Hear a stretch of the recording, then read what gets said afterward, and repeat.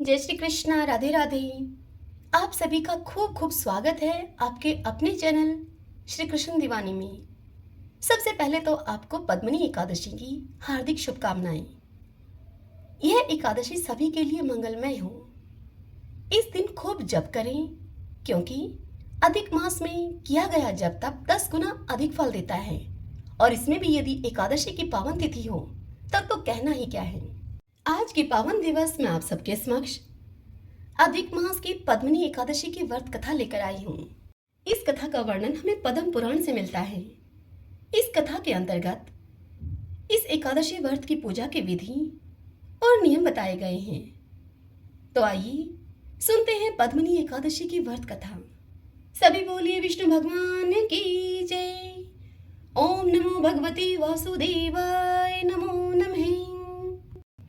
कुंती पुत्री युधिष्ठिर ने कहा, हे प्रभु, अब आप अधिक मास की शुक्ल पक्ष की एकादशी की कथा सुनाइए। इसका नाम बतलाएं और इसका महात्म्य भी कहिए। इसकी विधि क्या है वह सब आप बताइए। तब कुंती पुत्र से देवकी नंदन ने कहा कि हे धर्मराज, अधिक मास की यह एकादशी अनेक पुण्यों को देने वाली है। यह पद्मिनी एकादशी के नाम से जानी जाती है। इसके पुण्य प्रभाव से उपवासकर्ता को देवलोक की प्राप्ति होती है। हे कुंती पुत्र, सर्वप्रथम यह कथा मैंने नारद जी को सुनाई थी। इस एकादशी के पुण्य प्रभाव से मुक्ति और भुक्ति दोनों ही मिलते हैं। अतः आप एकाग्रचित होकर इस कथा को सुने। एकादशी से एक दिन पहले दशमी को उपवास शुरू करके उस दिन कांसे के बर्तन में भोजन लेना, मांस, मसूर, कौंधो, मधु, शाक और दूसरे का अन्न ग्रहण नहीं करना चाहिए। इसके साथ साथ नमक खाना वर्जित है और केवल हविष्य भोजन ही लें। ब्रह्मचार्य व्रत लेकर उस दिन रात्रि को भूमि पर सोएं। एकादशी को भोर काल में जल्दी उठकर नित्य कर्म को पूरा करके दातुन करें। तब 12 कुल्ले करके पवित्र क्षेत्र में स्नान करें। उस वक्त गोबर, मृतिका, तिल, कुश और अमल की पूर्ण क्रिया सहित स्नान करें। परंतु स्नान से पहले पूरी देह में मिट्टी का लेप लगाकर विनती करें कि हे मृतिके, तुम्हें प्रभु ने शुक्र रूप बनाकर निकाला है। आप ब्रह्मा से प्रदत्त हो और कश्यप जी से मंत्रों के द्वारा पूजित हो। अतः तुम मुझे भगवान की पूजा करने के योग्य बना दो। सारी औषधियों से उत्पन्न गौ पेट में निवास करने वाली, भूमि को पवित्र करने वाली, तो मुझे पवित्र कर दो। हे ब्रह्मा के थूक से उत्पन्न होने वाली मृतिके, तुम्हारे स्पर्श से मेरा शरीर पवित्र हो। हे शंख चक्र गदा धारण करने वाली, हे देवादिदेव, हे जगन्नाथ, आप मुझे स्नान की अनुमति प्रदान करें। तदुपरांत स्नान से पूर्व वरुण मंत्र का उच्चारण करें। पवित्र तीर्थों के न मिलने पर प्रभु स्मरण के साथ सरोवर में स्नान करें। स्नान करने के बाद साफ और सुंदर वस्त्र पहनकर संध्या तर्पण करो। फिर देवालय में जाकर प्रभु का पूजन करो। सोने की राधा कृष्ण और शिव पार्वती की मूर्ति बनाकर उनकी पूजा करनी चाहिए। धान्य पर मिट्टी या तांबे का घड़ा रखकर उस घड़े को वस्त्र, गंध आदि से सजाकर उसके मुख पर तांबे, चांदी अथवा सोने का बर्तन रख दो। तब उसके ऊपर प्रभु की प्रतिमा रखकर धूप, दीप, नैवेद्य, फूल, केशर आदि से उनका पूजन करो। उसके उपरांत भगवान की मूर्ति के समक्ष गायन, वादन व नृत्य करो। उस दिन रजस्वला स्त्री और पापी का स्पर्श वर्जित है। गुरु और ब्राह्मण की निंदा न करें और झूठ बोलना भी वर्जित है। इस दिन भक्तजनों के साथ मंदिर में पुराण कथा का श्रवण करें। अधिक अर्थात लोन मास की शुक्ल पक्ष की पद्मिनी एकादशी के उपवास काल में जल पीना भी वर्जित है। शारीरिक शक्ति कम होने पर अल्पाहार या जलपान के सहित उपवास किया जा सकता है। रात्रि जागरण करते हुए नृत्य गायन में लीन रहकर प्रभु को याद करते रहो। प्रति पहर पर मनुष्य को प्रभु भजन करते रहना चाहिए। प्रभु को अर्पण करने के लिए पहले पहर में नारियल, दूसरे पहर में बिल्व फल, तीसरे पहर में सीताफल और चौथे पहर में सुपारी या नारंगी रखनी चाहिए। प्रथम पहर से अग्नि होम का, द्वितीय पहर से वाजपेय यज्ञ का, तीसरे पहर से अश्वमेध यज्ञ का फल प्राप्त होता है। संसार में इस फल से अधिक न तो कोई यज्ञ है और न ही विद्या, तप या दान है। एकादशी उपवास करने वाले को पुण्य स्वरूप सारे तीर्थों, यज्ञों आदि का फल स्वतः ही मिल जाता है। रात्रि से सूर्योदय होने तक रात्रि जागरण करके और स्नान करके ब्राह्मणों को भोजन कराना चाहिए। सारे पदार्थों को प्रभु प्रतिमा के साथ ब्राह्मणों को दान में देकर नियम और विधि से पूजन करने वाले तथा उपवास करने वाले का यह जन्म तो सफल होता ही है, अपितु वह इस लोक में अनेक सुखों का उपभोग करके मरणोपरांत मोक्ष को पाता है, अर्थात परम धाम को जाता है। हे कुंती पुत्र, मैंने आपको पद्मिनी एकादशी उपवास की पूरी विधि कह दी है। अब उन लोगों के बारे में इस एकादशी उपवास की वह कथा मैं तुमसे बतलाऊंगा जो कि श्रद्धा भाव से यह उपवास पूरा कर चुके हैं। पुलस्त्य मुनि ने यह कथा स्वयं नारद जी को बतलाई थी, अतः मन लगाकर इस कथा को सुनो। एक अवसर पर कार्तवीर्य ने रावण को बंदी बना लिया था। पुलस्त्य मुनि के अनुरोध पर ही कार्तवीर्य ने रावण को मुक्त किया था। तब नारद जी ने पूछा कि हे पुलस्त्य मुनि, उस माया रूपी रावण को जिसने देवों और इंद्र पर विजय पाली थी, उसे कार्तवीर्य ने कैसे पराजित किया? यह सब मुझे बतलाइए। तब पुलस्त्य जी ने कहा कि हे नारद जी, अब आप कार्तवीर्य की पैदाइश का सारा वृतांत सुनिए। उस वृतांत के विषय में मैं आपसे कहता हूं। त्रेता युग में महिष्मती नगरी में एक राजा का शासन था। उसके महल में 100 रानियां थीं, परंतु उन सब रानियों में से किसी के यहाँ राज्य चलाने के लिए पुत्र उत्पन्न नहीं हुआ। इससे चिंतित होकर राजा ने पुत्र पाने के लिए विद्वान पंडितों को बुलाया और पुत्र प्राप्ति के लिए यज्ञ करवाया, परंतु पुत्र प्राप्ति के लिए उसका कोई भी प्रयास सफल नहीं हुआ। जिस प्रकार दुखी मनुष्य को भोग नीरस मालूम पड़ते हैं, उसी प्रकार राजा को पुत्र के बिना सारे भोग नीरस प्रतीत होने लगे और उसे अपना ही राज्य दुखकारी लगने लगा। अतः वह अंत में बहुत ही दुखी होकर पुत्र प्राप्ति के लिए, सिद्धि प्राप्त करने के लिए वन में तपस्या करने के लिए चला गया। उस राजा कार्तवीर्य की पत्नी परमदा, जो कि राजा हरिश्चंद्र की पुत्री थी, उस रानी परमदा ने भी सारे वस्त्र आभूषण त्याग कर अपने पति के साथ गंधमादन पर्वत पर तपस्या करने के लिए चली गई। वहां जाकर 10,000 वर्ष तक तपस्या करने के बाद भी राजा को सिद्धि प्राप्त नहीं हुई। राजा की देह तप में लीन रहने के कारण कंकाल मात्र ही रह गई। यह देखकर परमदा ने चिंतित होकर विनय के सहित ऋषि पत्नी महासती अनुसुईया से इस समस्या का समाधान पूछा। उसने महासती को बतलाया कि 10,000 वर्ष तक तप करने के बाद भी भगवान हर्षित नहीं हुए तथा सिद्धि नहीं मिली। तब महासती अनुसुईया ने परमदा को बतलाया कि हे राजपत्नी, तुम अपने पति के सहित अधिक मास, जो कि 3 वर्ष के अंतराल पर आता है और जिसमें 2 एकादशियां आती हैं, जो कि शुक्ल पक्ष की एकादशी पद्मनी और कृष्ण पक्ष की एकादशी परमा है। अतः तुम दोनों विधि विधानों और नियम के अनुसार पद्मनी एकादशी का उपवास पूरा करो और रात्रि जागरण करके गायन वादन भी करो। इस उपवास से विष्णु भगवान प्रसन्न होकर तुम्हें मनचाहा वर मांगने के लिए कहेंगे और तुम दोनों को पुत्र की प्राप्ति हो जाएगी। महासती के कथन के अनुसार उन्होंने विधि के अनुसार उपवास और रात्रि जागरण किया तो विष्णु भगवान ने प्रकट होकर रानी परमदा से वर मांगने के लिए कहा। तब रानी भगवान की स्तुति करने लगी। रानी ने कहा कि आप यह वरदान मेरे पति को दीजिए।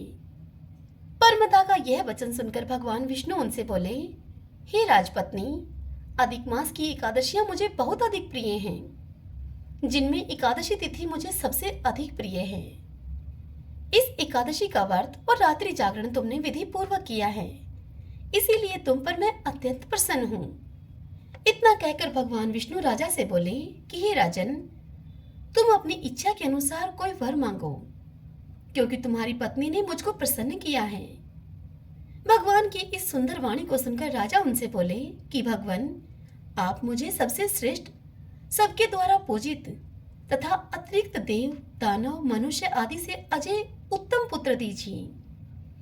भगवान उससे तथास्तु कहकर अंतर्ध्यान हो गए। वे दोनों पति पत्नी भी अपने राज्य में वापस आ गए।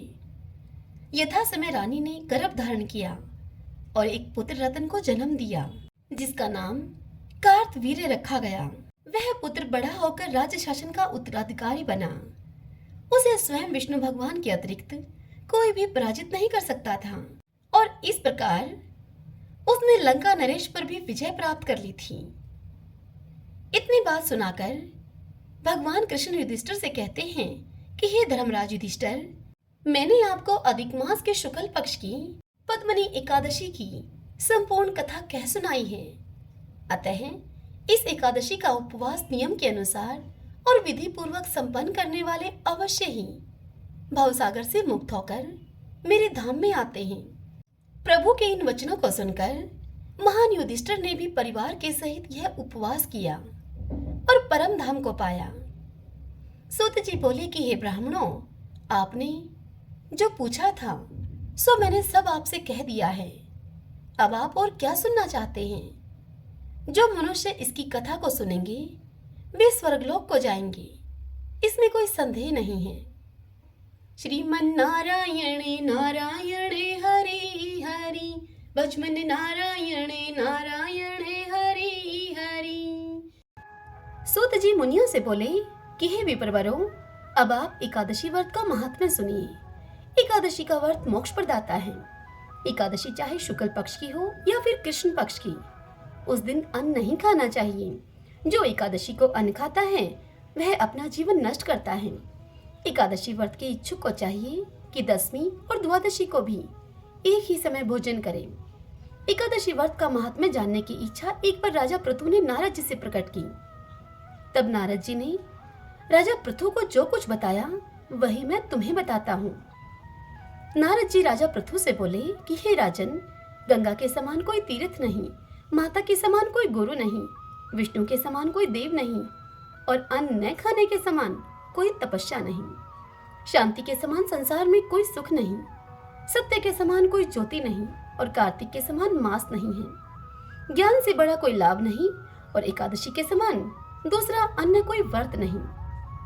व्रत करने वाले को चाहिए कि प्रातः काल उठकर भगवान का पूजन करें, पुराणों की कथा सुने और रात्रि में जागरण करें। अब आप इस संबंध में एक प्राचीन कथा है, वह कहता हूँ, उसे सुनिए।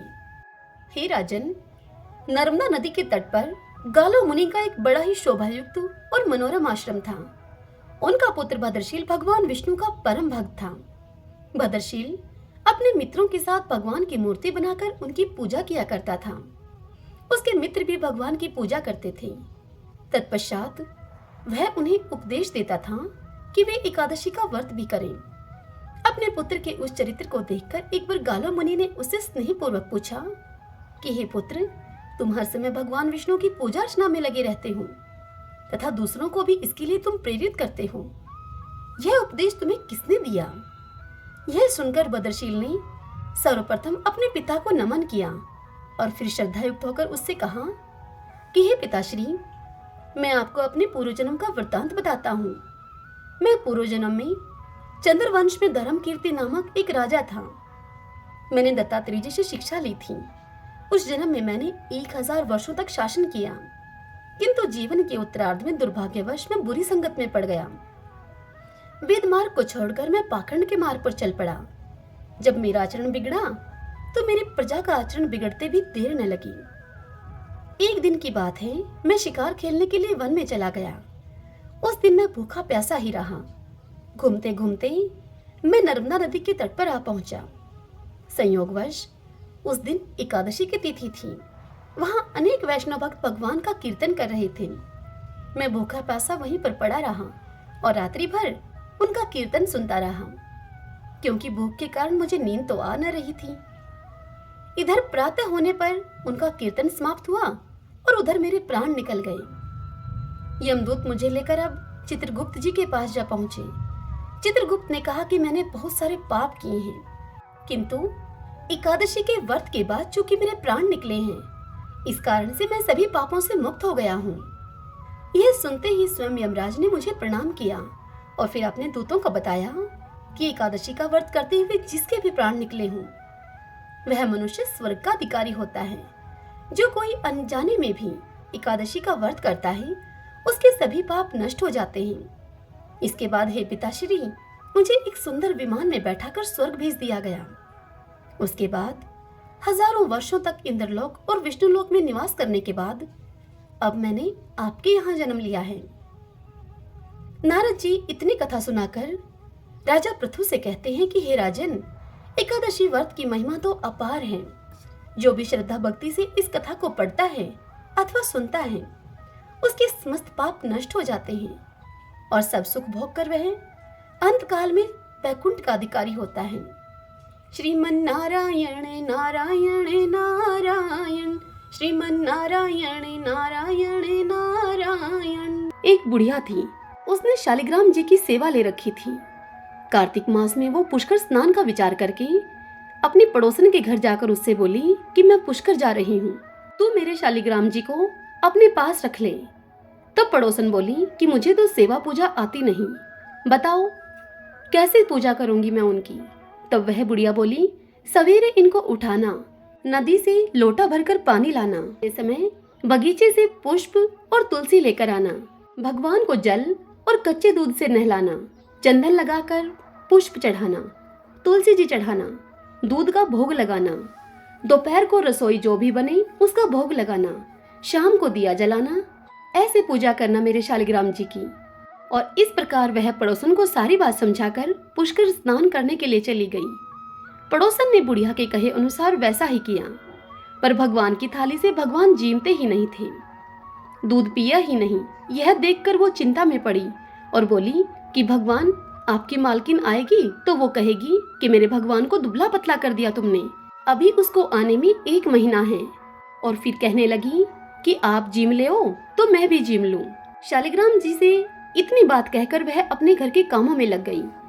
वह काम छोड़ छोड़कर बीच बीच में आकर शालिग्राम जी को देखती कि भगवान जी में हैं या नहीं।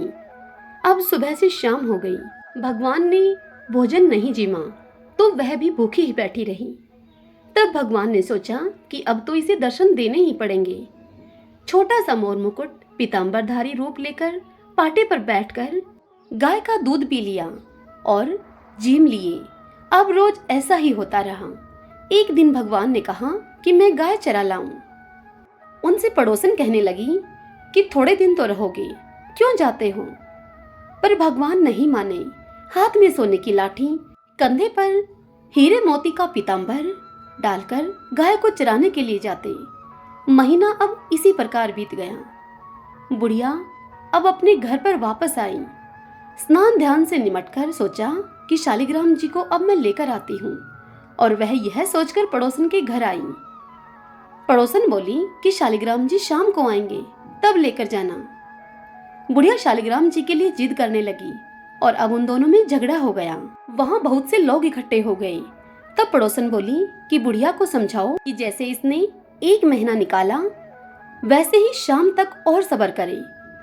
किंतु बुढ़िया माई धरना देकर वहाँ बैठ गई। अब संध्या हुई तो भगवान गाय चराकर अपने घर आए।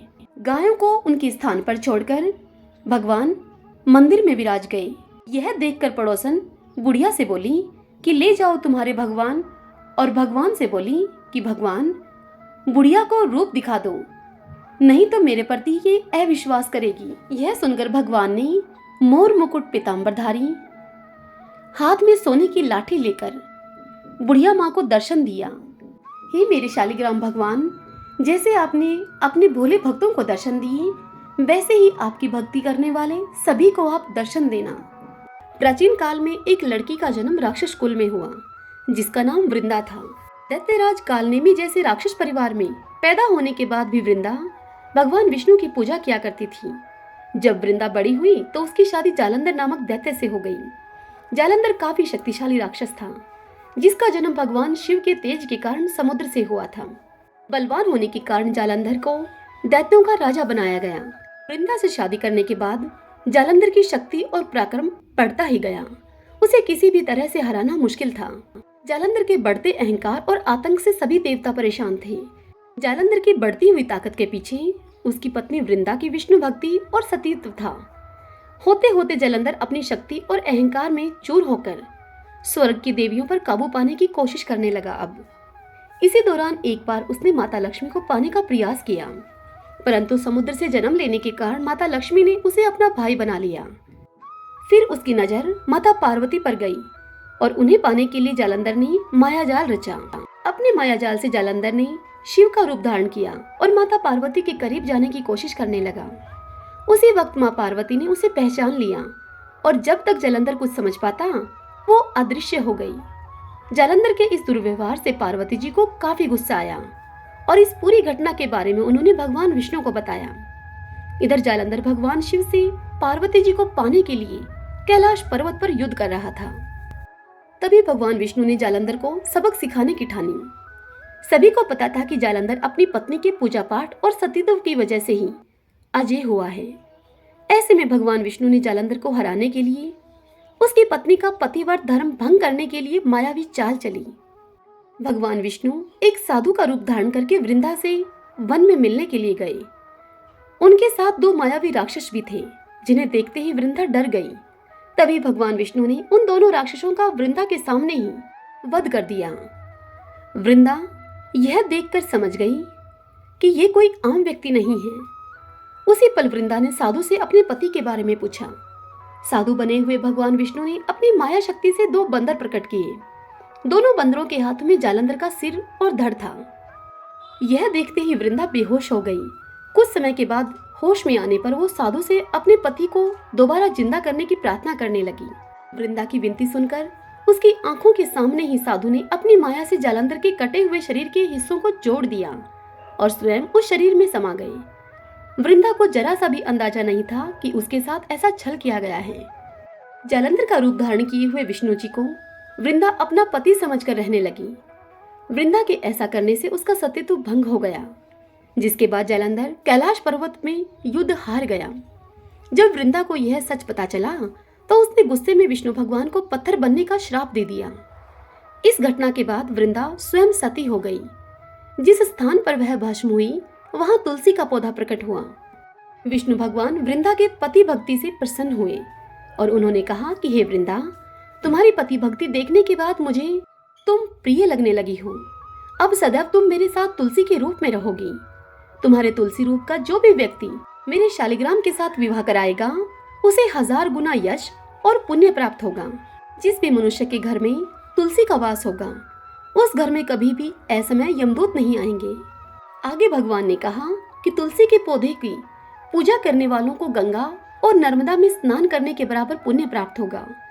संसार में चाहे कोई भी मनुष्य कितना भी दुष्ट क्यों न हो, कितने भी पाप क्यों न किए हों, मृत्यु के दौरान उसके मुख में तुलसी और गंगाजल अवश्य दिया जाएगा। इससे वह अपने पापों से मुक्त होकर वैकुंठ धाम को जाएगा। इसके अलावा जो व्यक्ति तुलसी और आंवले के पेड़ की छाया में पितरों का श्राद्ध करेगा उसके पितरों को मोक्ष मिलेगा।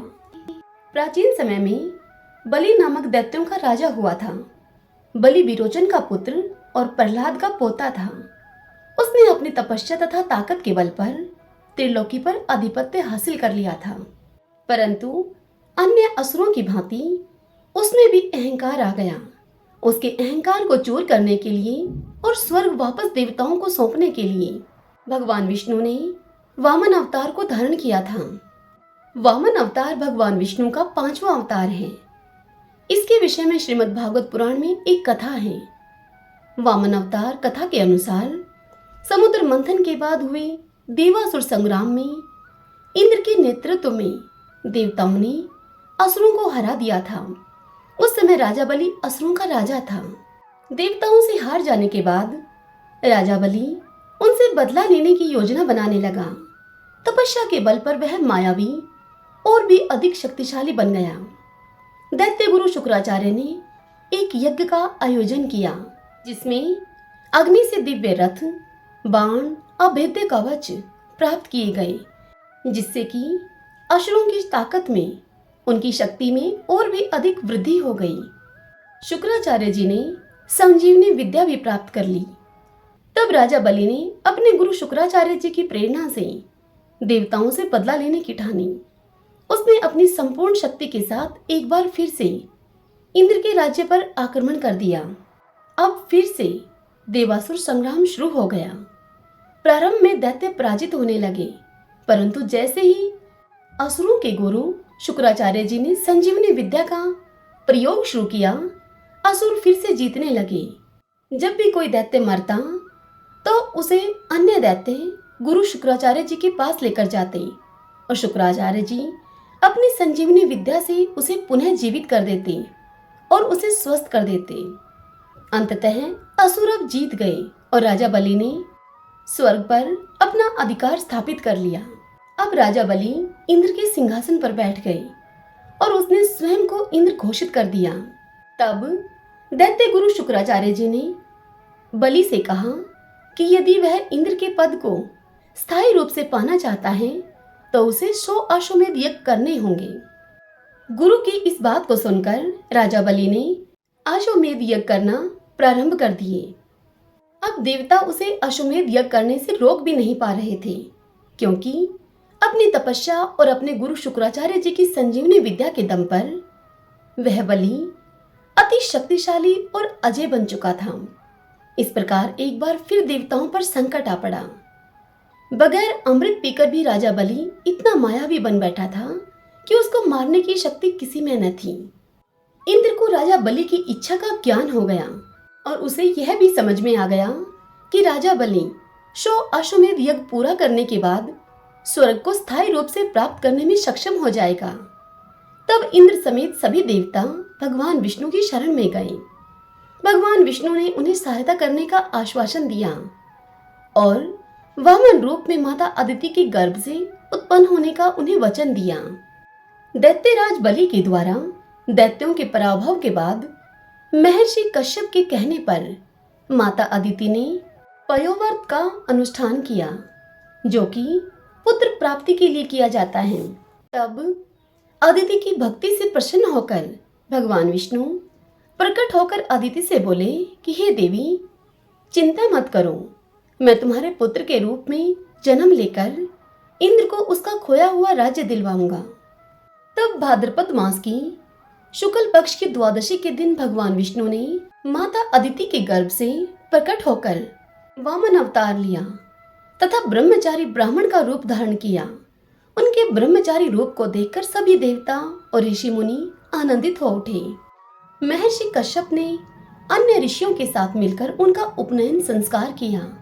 वामन वटुक को महर्षि पुलह ने यज्ञोपवीत, अगस्त्य मुनि ने मृगचर्म, मरीचि ने पलाश दंड, अंगिरस ने वस्त्र और सूर्य ने छत्र, भृगु ऋषि ने खड़ाऊ, गुरुदेव बृहस्पति ने जनेऊ तथा कमंडलू दिए। अदिति ने कोपीन दी, सरस्वती ने रुद्राक्ष की माला दी तथा कुबेर ने भिक्षा का पात्र प्रदान किया। तदंतर कश्यप और अदिति को प्रणाम करके महातेजस्वी वामन जी यजमान बलि की यज्ञशाला में गए। उस समय सुरेश्वर गण उन वेदांत वेद श्री विष्णु की महिमा का गान कर रहे थे। अनेक प्रकार के रूप और वेश धारण करने वाले भगवान ने उस यज्ञ में पहुंचकर सामवेद की ऋचाओं का विधि पूर्वक गान किया। साम गान के अनंतर वे इस प्रकार बोले। वे बोले, हे राजन, दैत्यराज हिरण्यकशिपु के पुत्र प्रहलाद जी हुए, जो बड़े तपस्वी, जितेंद्रिय और विष्णु के भगत थे, जिन्होंने दैत्यराज की सभा में अतिशय तेजस्वी भगवान नरसिंह को प्रकट किया था। हे महाभाग, उन्हीं प्रहलाद जी के पुत्र तुम्हारे पिताजी थे, जो संसार में विरोचन के नाम से विख्यात हुए थे। उन महात्मा ने स्वयं ही अपना मस्तक दान करके इंद्र को संतुष्ट किया था।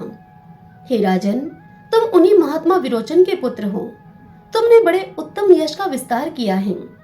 तुम्हारे यश रूपी महान दीपक की ज्योति में संपूर्ण देवता पतंगों के समान दग्ध हो गए हैं।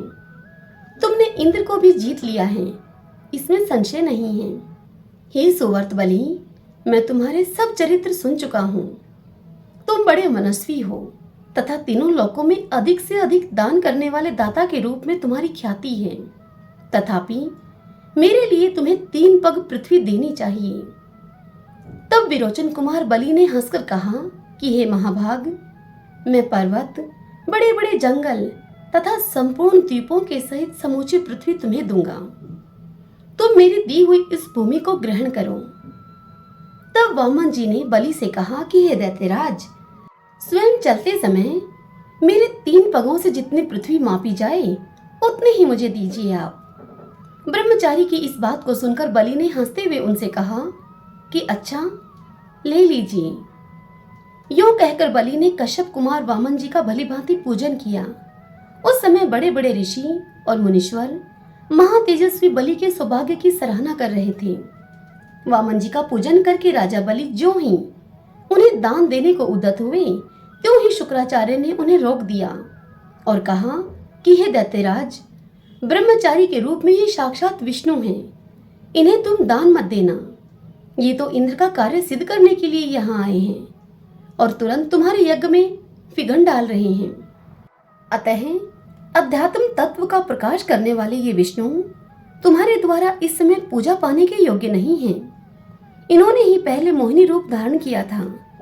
उस समय देवताओं को तो अमृत पिलाया और दैत्य राहु को इन्होंने मार डाला। इन्होंने ही दैत्यों का संहार किया है और महाबली काल नेमी भी इन्हीं के हाथों मारा गया है। ये ही ईश्वर हैं और ये ही संपूर्ण विश्व के पालक हैं। हे महामते बलि, अब तुम अपने मन से हित और अहित का सभी का विचार करते हुए आगे कोई कार्य करो।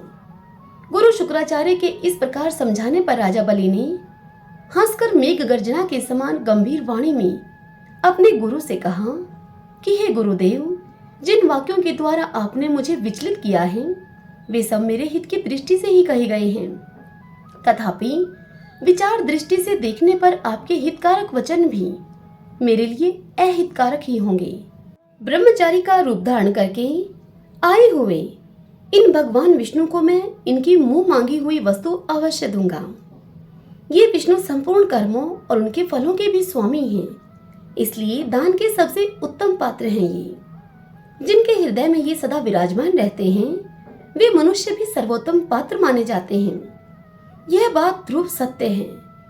जिनके नाम से यहाँ सब कुछ पवित्र कहा जाता है, जिनके चिंतन से ये वेद, यज्ञ, मंत्र तथा तंत्र आदि सभी पूर्णता को प्राप्त होते हैं, वे ही ये समस्त विश्व के स्वामी सर्वात्मा श्री हरि आज कृपा करके मेरा उद्धार करने के लिए ही यहाँ पर पधारे हैं। इस बात को आप यथार्थ माने, इसमें संशय नहीं है। राजा बलि की इस बात को सुनकर शुक्राचार्य बड़े ही कुपित हो उठे। उन्होंने धर्म वत्सल दैत्यराज को रोष पूर्वक श्राप देना आरंभ किया।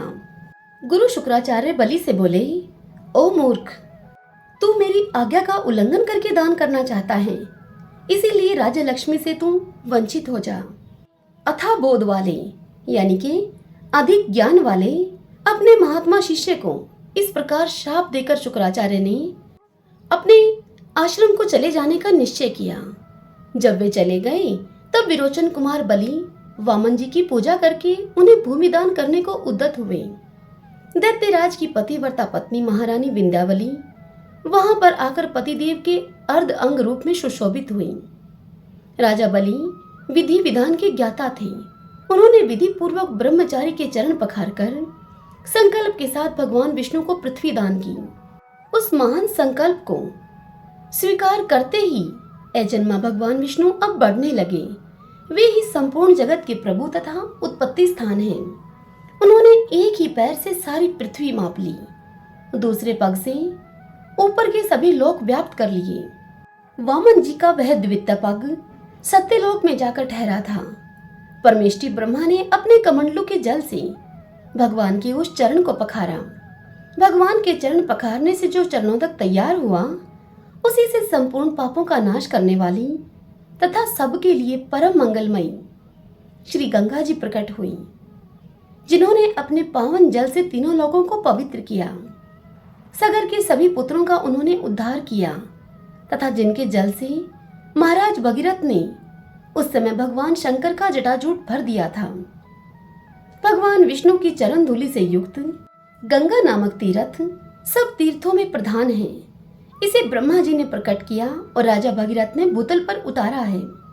संपूर्ण चराचर जगत को भगवान ने 2 ही पगों से माप लिया और फिर उस विराट स्वरूप को छोड़कर देवादिदेव भगवान जनार्दन पुनः वामन ब्रह्मचारी के रूप में अपने आसन पर विराजमान हुए। उस समय देवता, गंधर्व, मुनि, सिद्ध और चारण यज्ञपति भगवान विष्णु का दर्शन करने के लिए बलि के यज्ञ में आए। ब्रह्मा जी ने वहां आकर परमात्मा श्री हरि का सत्वन किया। गंधर्व पतियों ने गीत गाए तथा अप्सराओं, विद्याधरियों और किन्नरों ने विशेष समारोह के साथ नृत्य किया। महात्मा बलि के यज्ञ मंडप में प्रहलाद जी भी पधारे। अन्यान्य दैत्यपति भी बड़ी उतावली के साथ वहां पर आ पहुंचे।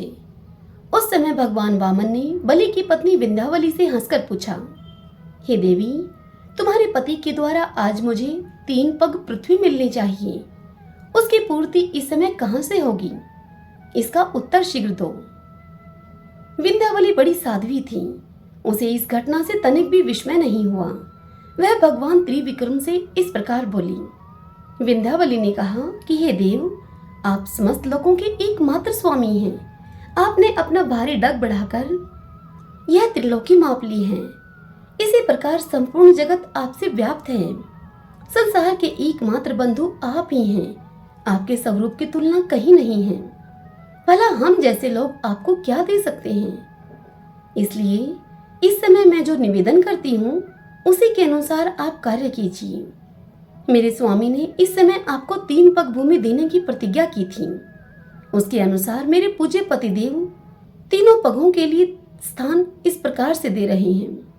हे प्रभु, हे देवेश्वर, आप अपना पहला पग मेरे मस्तक पर रखिए। हे जगतपते, दूसरा पग मेरे इस बालक के मस्तक पर रखिए। हे जगन्नाथ, आप अपना तीसरा पग मेरे पति के मस्तक पर रख दीजिए। हे केशव, इस प्रकार ये 3 पग मैं आपको दूंगी। विंध्यावली की यह बात सुनकर भगवान विष्णु बड़े ही प्रसन्न हुए और राजा बलि से मधुर वाणी में बोले, तात, मैं तुम पर बहुत प्रसन्न हूँ। बोलो, मैं तुम्हारा कौन सा कार्य करूं? हे महामते, संपूर्ण दाताओं में तुम सबसे श्रेष्ठ हो। तुम्हारा कल्याण हो। तुम इच्छा अनुसार वर मांगो। मैं तुम्हारी संपूर्ण कामनाएं पूर्ण किए देता हूँ। बलि से ऐसा कहकर वामन भगवान ने विरोचन कुमार उस बलि को बंधन से मुक्त कर दिया और अपनी छाती से लगा लिया। तब बातचीत करने में चतुर राजा बलि भगवान वामन से इस प्रकार बोले। बलि बोले, हे प्रभु, आपने ही इस संपूर्ण चराचर जगत को उत्पन्न किया है। अतः आपके चरणारविंदों के सिवा दूसरी कोई वस्तु मैं नहीं चाहता। हे देव, हे जनार्दन, आपके चरण कमलों में मेरी भक्ति सदा बनी रही। हे देवेश्वर, वह सनातन भक्ति बार बार निरंतर बढ़ती ही रही। बलि के इस प्रकार प्रार्थना करने पर भूत भावन भगवान वामन ने अत्यंत प्रसन्न होकर बलि से कहा, हे राजन, तुम अपने भाई बंधु और संबंधियों के साथ सुतल लोक में चले जाओ। यह सुनकर दैत्यराज बलि बोले कि हे देवदेव, आप ही बताइए, सुतल लोक में मेरा क्या काम है? मैं तो आपके पास ही रहूंगा। इसके विपरीत कुछ भी कहना उचित नहीं है। तब भगवान हर्षिकेश राजा बलि के प्रति अत्यंत कृपालु होकर उनसे बोले कि हे राजन, मैं सदा तुम्हारे समीप रहूंगा। हे असुर श्रेष्ठ, तुम खेद न करो, मेरी बात को ध्यान से सुनो। मैं सुतल लोक में तुम्हारा द्वारपाल होकर रहूंगा। मेरे इस वचन को तुम वरदान समझो। आज मैं तुम्हारे लिए वरदायक होकर यहाँ उपस्थित हूँ। अपने बैकुंठवासी पार्षदों के साथ तुम्हारे घर में मैं निवास करूंगा।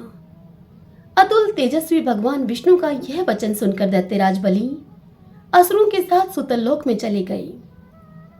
वहां बाणासुर आदि 100 पुत्रों के साथ वे सुखपूर्वक निवास करने लगे। महाबाहुबली दाताओं के भी परम आश्रय हैं। तीनों लोकों के याचक राजा बलि के पास जाते हैं और उनके द्वार पर विराजमान भगवान विष्णु स्वयं उन्हें मुंह मांगी वस्तुएं देते हैं। कोई भोग की कामना लेकर जाए या मोक्ष की, जैसी जिसकी रुचि होती है उसी के अनुसार उनको वह वस्तुएं समर्पित करते हैं। भगवान शंकर की कृपा से ही राजा बलि ऐसे महत्वशाली हुए हैं। पूर्व काल में जुआरी के रूप में उन्होंने परमात्मा शिव के उद्देश्य से जो दान किया था, उसी का यह फल था। अपवित्र भूमि में पहुंचकर गिरी हुई गंध, पुष्प आदि सामग्री को परमात्मा शिव की सेवा में समर्पित करके जब बलि ने इतनी उन्नति की, तब जो लोग श्रद्धा और भक्ति से महादेव जी की सेवा में गंध, पुष्प और जल अर्पण करते हैं, उनके लिए तो कहना ही क्या है। वे साक्षात भगवान शिव के समीप जाते हैं। एक समय शौनक आदि समस्त ऋषियों के पूछने पर लोमहर्षण सूत जी उन ऋषियों को विरोचन पुत्र बलि के पूर्व जन्म में बलि ने जो कुछ किया था उसके विषय में बताते हुए कहने लगे कि प्राचीन काल में देवताओं और ब्राह्मणों की निंदा करने वाला एक महापापी जुआरी था बलि। वह सदा पराई स्त्रियों में आसक्त रहा करता था। एक दिन उसने कपटपूर्ण जुए के द्वारा बहुत अधिक धन जीता। फिर अपने हाथों से स्वस्तिक यानी कि पान का तिकोना बीड़ा बनाकर गंध और माला आदि सामग्री जुटाकर एक वैश्या को भेंट देने के लिए उसके घर की ओर दौड़ा। रास्ते में उसके पैर लड़खड़ा गए और उसी समय वह पृथ्वी पर गिर पड़ा। गिरने पर क्षण भर के लिए उसे मूर्छा आ गई। जब मूर्छा दूर हुई, तब पूर्व जन्म के किसी पुण्य के प्रभाव से उसके मन में सद्बुद्धि उत्पन्न हुई। जुआरी दुखी होकर खेद एवं वैराग्य को प्राप्त हुआ। मूर्ख और जुआरी होने पर भी उसने पृथ्वी पर पड़ी हुई गंध, पुष्प आदि श्रेष्ठ सामग्री को भगवान शिव की सेवा में समर्पित कर दिया। जीवन में केवल यही एक पुण्य उसके द्वारा संपन्न हुआ था। मृत्यु के बाद जब यमराज के दूत उसे यमलोक में लेकर गए, तब उस पापी से सबको बह देने वाले यमराज ने कहा कि ओ मूर्ख, तू अपने पाप के कारण बड़े बड़े नरकों में यातना भोगने के योग्य है। यह सुनकर उस जुआरी ने कहा कि यमराज, यदि मेरा कोई पुण्य भी हो तो उसका तुम भली भांति विचार कर लो।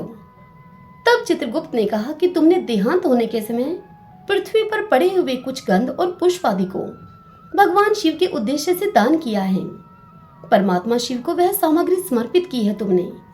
उस सत्कर्म के फल से तुम्हें 3 घड़ी के लिए इंद्र का प्रसिद्ध पद प्राप्त होगा। चित्रगुप्त की इस बात को सुनकर उस जुआरी ने कहा कि मैं सबसे पहले अपना शुभ कर्म भोगूंगा। उस जुआरी के ऐसा कहने पर उदार बुद्धि वाले बृहस्पति जी संपूर्ण देवताओं के साथ तत्काल ही वहां पर आ पहुंचे और उस जुआरी को ऐरावत हाथी पर चढ़ाकर इंद्र भवन में ले गए। वहां पवित्र आत्मा बृहस्पति ने इंद्र को समझाया कि हे पुरंदर, तुम मेरी आज्ञा से इस जुआरी को 3 घड़ी के लिए अपने सिंहासन पर बिठाओ। गुरु की बात को मानकर इंद्र उदासीन भाव से राज्य को छोड़कर अन्यत्र कहीं चले गए। तदंतर जुआरी को देवराज के भवन में पहुंचाया गया। तब जुआरी ने वहां पर दान करना आरंभ किया। महादेव जी के उस प्रिय भगत ने ऐरावत हाथी ऋषि अगस्त्य को दे दिया। उसकी बुद्धि बड़ी ही उदार थी। उसने उच्चई शर्वा नामक घोड़ा ऋषि विश्वामित्र को दे दिया। उसका महान यश फैला हुआ था। उसने कामधेनु गाय महर्षि वशिष्ठ को दे दी और चिंतामणि नामक रतन गालव मुनि को दे दिया।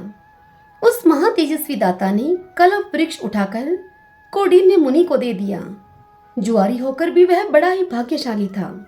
उसने भगवान शंकर की प्रसन्नता के लिए वैसे वैसे अनेक प्रकार के रत्न ऋषि मुनियों को सहस्त्र दान कर दिए। जब तक उस जुआरी की 3 घड़ी पूरी नहीं हुई, तब तक वह दान देता ही रहा। 3 घड़ी पूरी होने के बाद वह स्वर्ग से चला गया। इंद्र अमरावती के सिंहासन पर बैठकर बृहस्पति जी से इस प्रकार बोले। इंद्र बोले कि हे गुरुदेव, ऐरावत हाथी नहीं दिखाई देता। यही दशा उच्च शर्वा नामक घोड़े की भी है। पारिजात आदि सभी पदार्थ किसी ने चुरा लिए हैं क्या? तब बृहस्पति जी बोले कि जुआरी ने यहाँ पर आकर महान कर्म किया है। जब तक उसकी सत्ता रही, तब तक उसने आज ऐरावत आदि सभी वस्तुएं ऋषियों को दान कर दी हैं। बड़ी भारी सत्ता हस्तगत होने पर जो स्वाधीन होते हैं और प्रमाद में न पड़कर सदा भगवान शिव के ध्यान में तत्पर रहते हैं, वे ही भगवान शंकर के प्रिय भक्त हैं। वे कर्म फलों का परित्याग करके केवल ज्ञान का आश्रय लेकर परम पद को प्राप्त होते हैं। ब्रह्मा जी का यह वचन सुनकर इंद्र ने पूछा कि हे आचार्य, अब हमारा क्या कर्तव्य है, यह आप शीघ्र बतलाने की कृपा करें। तब बृहस्पति देव ने इंद्र से कहा कि हे इंद्र, अपनी समृद्धि के लिए ये सारी बातें प्राय यमराज से कहने चाहिए। ठीक है, ऐसा कहकर देवराज इंद्र गुरु बृहस्पति के साथ सहसा वहां से चल पड़े, अपना कार्य सिद्ध करने की इच्छा से। जब इंद्र सैमनीपुरी में पहुंचे तब यमराज ने उनका बड़ा सत्कार किया। उस समय इंद्र ने कहा कि हे धर्मराज, तुमने मेरा पद एक दुरात्मा जुआरी को दे दिया है, किंतु उसने वहां पहुंचकर बहुत बुरा काम किया। तुम सच मानो, उसने मेरी सभी रतन इन ऋषियों को दान कर दिए हैं। तुम सब कुछ जानते हो, फिर भी एक जुआरी को मेरा स्थान कैसे दे दिया तुमने? तब धर्मराज ने इंद्र से इस प्रकार कहा। धर्मराज बोले कि तुम बड़े बड़े देवेश्वरों के राजा हो, बूढ़े हो गए हो, किंतु अभी तक तुम्हारी राज्य विषयक आसक्ति दूर नहीं हुई। केवल 100 यज्ञों का अनुष्ठान करके एक ही जन्म के उपार्जित पुण्य का फल यहाँ तुमने प्राप्त किया है, परंतु जुआरी ने तुम्हारी अपेक्षा महान पुण्य का उपार्जन किया है। अब धन देकर या चरणों में मस्तक झुकाकर, विशेषतः अगस्त्य आदि सभी मुनियों की प्रार्थना करके तुम्हें अपने एरावत आदि रतन प्राप्त करने चाहिए। यह सुनकर इंद्र बहुत अच्छा कहकर यमराज से सैमनीपुरी को छोड़कर अपनी अमरावतीपुरी की ओर चले गए। वहां जाकर संपत्तिशालियों में सबसे श्रेष्ठ इंद्र ने बहुत धन देकर ऋषियों से अपनी वस्तुएं लौटाई। इस प्रकार अपने रतन पाकर महातेजस्वी इंद्र सची देवी के साथ अपनी पुरी में गए। यमराज ने जुआरी को पुनः जन्म दिया। वह जुआरी अपने किसी कर्म विपाक से विरोचन का पुत्र हुआ। उस समय उसकी माता का नाम सुरुचि था। सुरुचि विरोचन की रानी थी। उसके पिता का नाम वृषपर्वा था। वह उदार मन वाला जुआरी जब सुरुचि के गर्भ में आकर स्थित हुआ, तब से प्रहलाद कुमार विरोचन तथा सुरुचि का मन धर्म और दान में अधिक लगने लगा। उसी ने गर्भ में आकर माता पिता की मति बहुत ही उत्तम कर दी थी। वैसी बुद्धि बड़े बड़े मनुष्यों के लिए भी दुर्लभ है। विरोचन का पुत्र जब गर्भ में था, उसी समय इंद्र दैत्यराज विरोचन को मारने की इच्छा से भिक्षुक ब्राह्मण का रूप धारण करके उसके घर गए और उसे इस प्रकार से बोले। इंद्र विरोचन से बोले कि हे राजन, मुझे अपनी इच्छा के अनुसार कुछ दान मिलना चाहिए। याचक की बात को सुनकर विरोचन ने हंसते हुए कहा कि हे विप्रवर, यदि आपकी इच्छा हो तो इस समय अपना मस्तक भी मैं आपको दे सकता हूँ। इसके अलावा यह अपना अकंटक राज्य भी मैं आपको समर्पित कर दूंगा। विरोचन के ऐसा कहने पर इंद्र ने सोच विचार करके कहा कि हे महाभाग, मुझे अपना मुकुट मंडित मस्तक उतार कर दे दीजिए। ब्राह्मण रूपधारी इंद्र के ऐसा कहने पर प्रहलाद पुत्र विरोचन ने बड़ी प्रसन्नता के साथ अपने ही हाथ से अपना मस्तक काटकर शीघ्रता पूर्वक इंद्र को दे दिया। आर्त प्राणियों को अपनी शक्ति के अनुसार जो कुछ भी दिया जाता है, वह दान महान पुण्य का हेतु होता है। उसका फल अक्षय बताया जाता है। तीनों लोकों में दान से बढ़कर दूसरी कोई वस्तु नहीं है। विरोचन का वह दान दैत्य, नरेंद्र तथा नाग, इन तीनों के लोक में प्रसिद्ध हो गया। पूर्व जन्म का वह जुआरी ही विरोचन का महातेजस्वी पुत्र हुआ।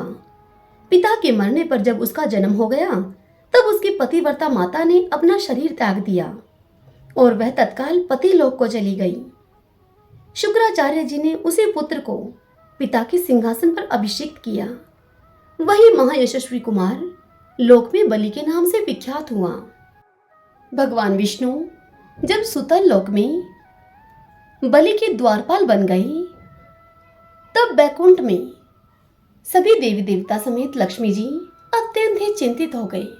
तब इस कठिन काल में नारद जी ने माता लक्ष्मी को एक युक्ति बतलाई। नारद जी ने कहा कि एक रक्षा सूत्र यानी कि राखी लेकर वे राजा बलि के पास अपरिचित रूप में दीनहीन दुखियारी बनकर जाएं और राजा बलि को भाई बनाकर दान में प्रभु विष्णु को मांग लाएं। अब लक्ष्मी जी ने ऐसा ही किया। लक्ष्मी जी राजा बलि के दरबार में उपस्थित हुई और उन्होंने उनसे आग्रह किया कि वे उनको भाई बनाना चाहती हैं। राजा बलि ने उनका यह प्रस्ताव सहस्त्र स्वीकार कर लिया और उनसे रक्षा सूत्र बंधवा लिया और उनसे कहा कि अपनी इच्छा के अनुरूप कुछ भी उनसे मांग ले। देवी लक्ष्मी इसी कारण से तो वहां पर आई थी।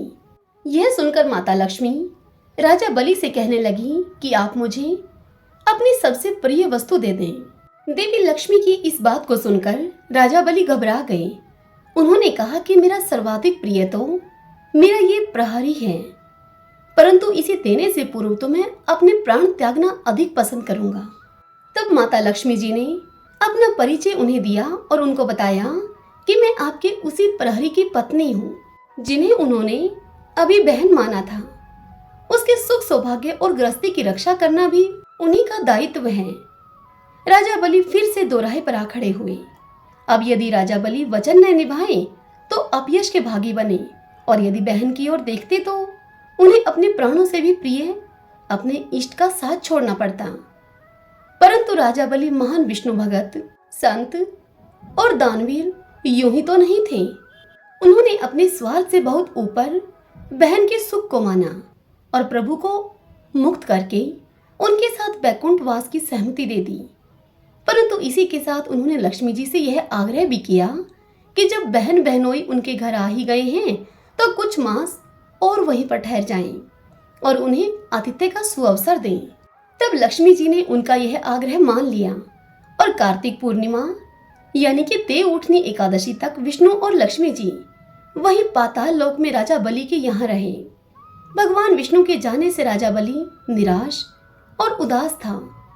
तब भगवान विष्णु ने राजा बलि को आश्वस्त किया कि प्रत्येक वर्ष चातुर्मास में वे उसके यहाँ आकर विश्राम करेंगे। बलि को ऐसा कहकर जब भगवान विष्णु लौटकर बैकुंठ को गए तो पूरे लोक में दीप पर्व मनाया गया।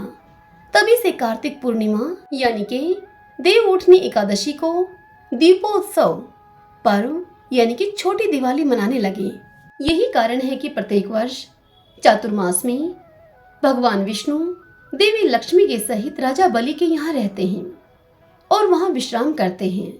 भगवान के विश्राम करने के पीछे एक कारण यह भी है कि एक बार योग निद्रा ने भगवान से अपने शरीर में उसे स्थान देने के लिए कहा, परंतु भगवान का पूरा शरीर किसी न किसी के लिए आरक्षित था। जैसे किसी हाथ में कमल तो किसी हाथ में चक्र, सीने में भृगु ऋषि का पैर, केवल आंख बची हुई थी। तो भगवान ने 4 महीने यानी कि चातुर्मास के लिए योग निद्रा को अपनी आंखों में रहने का स्थान दे दिया। इसी कारण चातुर्मास में भगवान विष्णु विश्राम करते हैं। इन 4 महीनों में भगवान शिव पृथ्वी का कार्यभार संभालते हैं। भगवान की लीला बड़ी निराली है। सभी बोलिए विष्णु भगवान की जय। एक बार गणेश जी एक छोटे बालक के रूप में चिमटी में चावल और चमचे में दूध लेकर निकले। वे हर किसी से यह कह रहे थे कि कोई मेरी खीर बना दो, कोई मेरे लिए खीर बना दो। तब एक बुढ़िया बैठी थी वहां। उसने कहा कि ला मैं बना दूं तेरे लिए खीर। वह छोटा सा बर्तन चढ़ाने लगी चूल्हे पर। तब गणेश जी ने उससे कहा, दादी माँ छोटी सी भगोनी मत चढ़ाओ, तुम्हारे घर में जो सबसे बड़ा चरु हो उसे ही चूल्हे पर चढ़ा दो। तब बुढ़िया माई ने वैसा ही किया और सबसे बड़ा बर्तन चूल्हे पर चढ़ा दिया। वह यह देखकर दंग रह गई कि वह तो बर्तन पूरा दूध से भर गया है। तभी गणेश जी ने बुढ़िया माई से कहा कि दादी माँ मैं नहाकर आता हूँ। खीर थोड़ी देर में बनकर तैयार हो गई। खीर को तैयार हुई देखकर बुढ़िया माई के पोता पोती रोने लगे उस खीर को खाने के लिए। तभी बुढ़िया माई ने चूल्हे से खीर को उतारकर थोड़ी सी खीर चूल्हे में डालते हुए बोली कि गणेश जी आपको भोग लगे, और फिर खीर के कटोरे भर भर कर अपने बच्चों को दे दिया। पड़ोसन यह सब ऊपर से देख रही थी। उसे देखकर बुढ़िया माई ने यह सोचा कि कहीं यह पड़ोसन इस बात की चुगली ना खा जाए, इसलिए बुढ़िया माई ने एक कटोरा भरकर खीर उसको भी पकड़ा दी। तत्पश्चात बुढ़िया माई के बेटे की बहू ने चुपके से एक कटोरा खीर खाई और उस झूठी कटोरी को चक्की के नीचे सरका दिया। अब तक भी गणेश जी नहीं आए थे। बुढ़िया को बहुत भूख लग रही थी। एक कटोरा खीर का भरकर किवाड़ के पीछे बैठकर एक बार बुढ़िया माई ने फिर से कहा, जय गणेश जी, और फिर बुढ़िया माई ने वह खीर खानी शुरू कर दी। तभी वहां पर गणेश जी आ गए। तब उनसे बुढ़िया माई ने कहा कि आजा रे गणेशिया, खीर खा ले, मैं तो तेरी ही राह देख रही थी अभी तक। तब गणेश जी ने कहा कि दादी माँ, मैंने तो खीर खा ली। तब बुढ़िया माई ने अचंभे से उनसे कहा कि कब खाई? तब गणेश जी बोले कि जब तेरे पोता पोती ने खाई तभी खाई, जब तेरी पड़ोसन ने खाई तब खाई, जब तेरी बहू ने खाई तब खाई, और जब तूने खाई तो पेट मेरा पूरा ही भर गया। यह सुनकर बुढ़िया माई ने कहा कि बेटा, और सारी बात तो सच है, पर बहू बेचारी का तू क्यों नाम लेता है? वह तो बेचारी सुबह से काम में लगी हुई है, उसने खीर कब खाई? तब गणेश जी ने बुढ़िया माई से कहा, चक्की के नीचे देख, जूठा कटोरा पड़ा है। तुमने जब खीर खाई तो मुझे भोग लगाया, पर उसने कोई भोग नहीं लगाया, वो तो वैसे ही खा गई। यह सुनकर बुढ़िया माई ने गणेश जी से कहा कि बेटा, घर की बात है, घर में ही रहने दो, बता बची हुई खीर का क्या करूं? तब गणेश जी ने उनसे कहा कि नगरी को जिमा दूं। लोगों को न्योता दिया तो सब हंसने लगे और बोले कि कल तक तो खाने का पता नहीं था, आज यह नगरी को जिमाएंगे। फिर भी लोग आए और ठाठ से जिमे। नगरी पूरी उन्होंने खीर से जिमा दी। तब भी चरु अर्थात खीर का पतीला पूरा ही भरा था। राजा को जब यह पता लगा तो बुढ़िया को उसने बुलवाया और उससे कहा कि क्यों बुढ़िया, ऐसा चरु तेरे घर अच्छा लगे या हमारे घर? तब बुढ़िया ने उनसे कहा कि राजा जी, उसे आप ले लो। राजा जी ने खीर का चरु महल में मंगवा लिया। लाते ही खीर में कीड़े मकोड़े, बिच्छू और कंछले हो गए और उस खीर से दुर्गंध आने लगी। अब तब राजा जी ने बुढ़िया माई से कहा कि बुढ़िया माई, अपना चरु वापस ले जा, जा तुझे हमने दिया ये। तब बुढ़िया ने कहा कि राजा जी, आप देते तो पहले भी कभी देते, यह चरा तो मुझे मेरे गणेश जी ने दिया है। बुढ़िया ने चरा वापस लिया। लेते ही सुगंधित खीर हो गई। घर आकर बुढ़िया ने गणेश जी से पूछा कि बची हुई खीर का मैं क्या करूं? तब गणेश जी ने बुढ़िया माई से कहा कि झोपड़े के कोने में खड्डा खोदकर तुम उसे गाड़ दो। उसी जगह सुबह उठकर वापस खोदोगी तो तुम्हें धन के 2 चरे मिलेंगे। ऐसा कहकर गणेश जी अंतर्ध्यान हो गए। जाते समय झोपड़ी के लात मारते गए और झोपड़ी के स्थान पर बुढ़िया माई का महल हो गया। बहू जब सुबह उठी तो उसने फावड़ा लेकर पूरे घर को खोद दिया, परंतु उसे कुछ भी नहीं मिला। बहू ने कहा कि सासू जी, थारो गणेश जी तो झूठो है। सास ने कहा कि बहू, मारो गणेश जी झूठो तो नहीं है, ला मैं देखती हूँ। वह सुई लेकर खोदने लगी तो टन टन करते 2 धन के चरे निकल आए। बहू ने कहा कि सासू जी, गणेश जी तो साचे ही हैं। सास ने कहा कि गणेश जी तो भावना के भूखे हैं। हे मेरे गणेश जी, जैसा तुमने बुढ़िया माई को दिया वैसा सबको देना। कहानी कहने वाले, हुंकारा भरने वाले, कहानी सुनने वाले सभी को देना। सब बोलिए विनायक जी महाराज की जय।